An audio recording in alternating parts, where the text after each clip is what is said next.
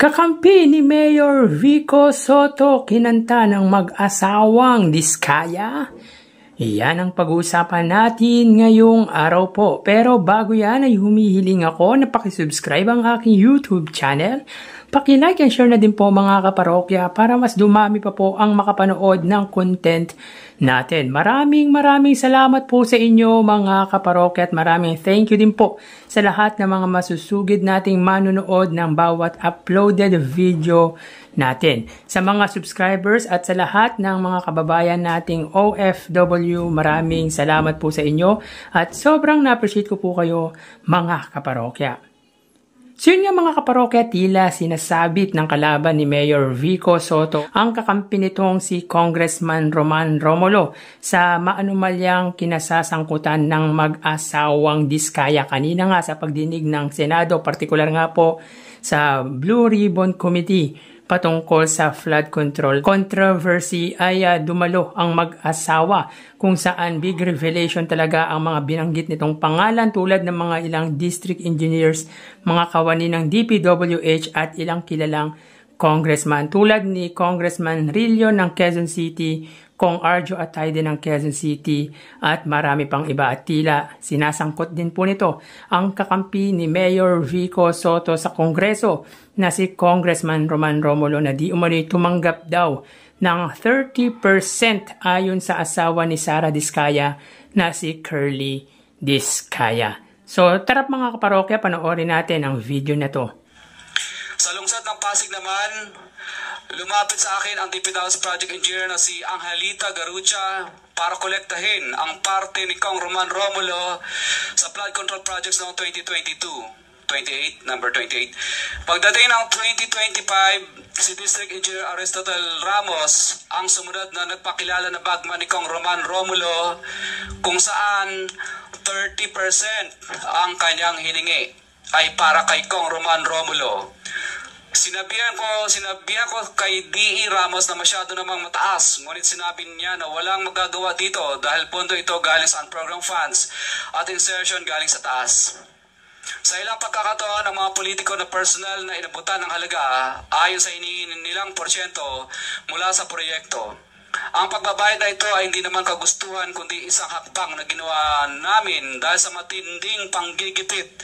Ilan sa kanila ay sina Kong Antonieta Yudela kasama ang kanyang asawa, Kong Marvin Rillo of Quezon City, Kong Nikki Briones of Aga Party List, Arturo N. Atayde, ama ni Kong Arjo Atayde, Kong Florencio Gabriel Bem Noel of Anwaray Party List, Kong Eliandro Jesus Madroña of Romblon, Kong Benjamin Benji Agarao Jr.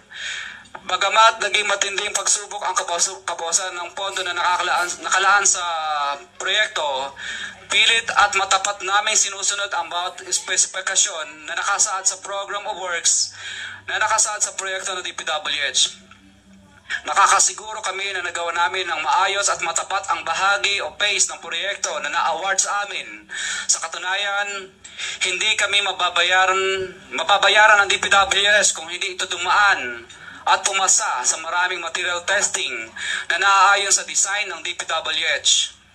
Ina-assess at ini-inspect ng DPWH ang bawat proyekto base sa natapos na parte o accomplishment.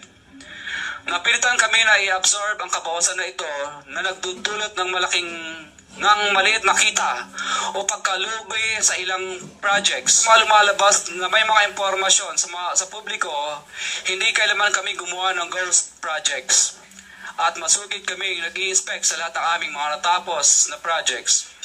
Handa po kaming tumistigo ng walang pilit at kusang loob bilang state witness at sabihin ang lahat ng nangyayaring katiwalaan ng Kamara, DPWH at iba pang mga kawani ng gobyerno upang gawin ang tama. Kami ay lubos na humihingi ng tulong sa Senate Blue Ribbon Committee na pinamumuno ng buting Chairman Senator Dante Marcoleta at kay President Bongbong Marcos para sa proteksyon at seguridad ng aming pamilya. Ang salaysay na ito ay kusang loob namin ginawa at walang sino mang pumilit na gawin ito.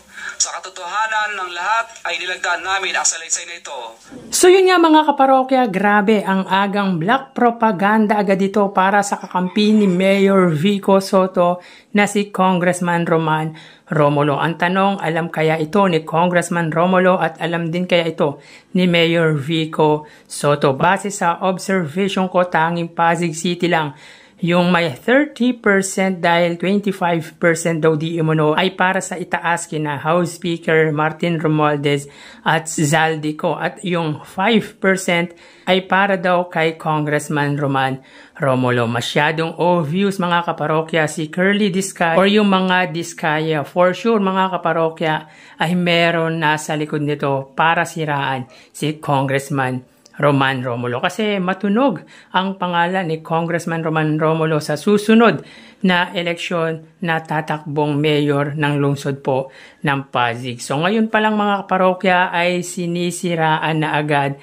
ng mga ito ang butihing congressman, lalo pat malaki ang kautangan nila sa lungsod Pasig. Malaki po talaga yung problema nito. Sana sabing lungsod, halatadong may halong politika ang ginagawa ng mga Diskaya dahil kalaban nila si Congressman Roman Romulo. Kumbaga, di nila madawit si Mayor Vico Sotto, si Congressman Roman, ang dinamay nila. Malayo pa ang eleksyon pero namumulitika na agad. Ano kayang masasabi dito ni Mayor Vico Sotto sa pagkadawit ng kakampi niyang si Congressman Roman Romulo? Anyways, mabigat tong pagsisiwalat niya kaya dapat may konkretong ebidensya na hawak ang mag-asawa. Dahil mabibigat ang mga pangalang ibinanggit nito, ang mga inihayag nito. At mahirap niyan dawit pa ang House Speaker kaya humingi na nga po ng proteksyon sa committee at kay Pangulong Bongbong Marcos ang mag-asawang Diskaya. Dahil delikado po talaga ang buhay ng mga ito mga kaparokya dahil sa mga siniwalat nitong connected sa flood control under ng kanilang kumpanya. So para po sa akin mga kaparokya, masyado pong maagang pamumulitika po ito para sa butihing Congressman Roman Romulo na matunog na tatakbong alkalde sa susunod na eleksyon. Well mga kaparokya, hintayin po natin ang kasagutan dito ni Congressman Roman Romulo and of course, hintayin din po natin ang reaksyon ng butihing Mayor Vico Sotto. So hanggang dito na lang po muna tayo mga kaparokya. Mag-iingat po tayo palagi. Thank you and God bless.